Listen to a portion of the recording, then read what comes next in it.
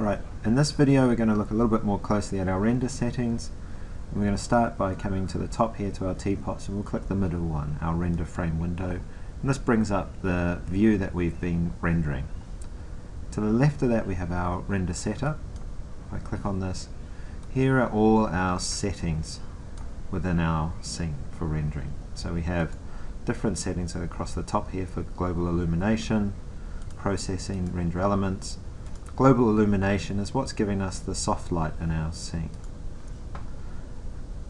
If we click here on common, the tab common here at the top, here's where we get to control the size of our output render.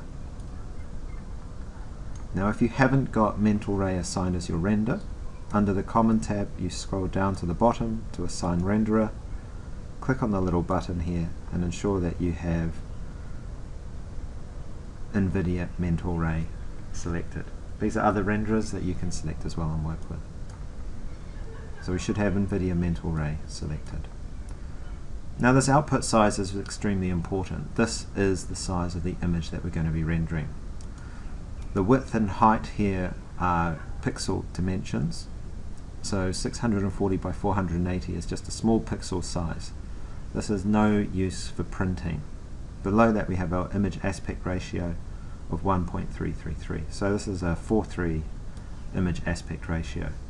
If I look at my camera view in my viewport here and I pay attention to my safe frames, if I start changing some of these output size dimensions, if I increase this to maybe something large like 3000 pixels, like a final render, you'll actually see that now I've got a very elongated rectangular view and my image aspect has changed from what was a decent 4:3 image aspect to now 6.25. Now if I change the height here as well,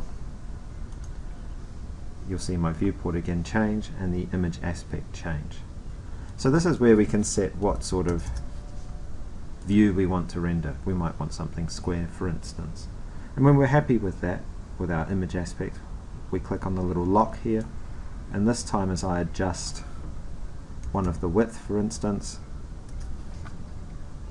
the height adjusts with it, and we don't see any change in our viewport because that image aspect ratio is locked.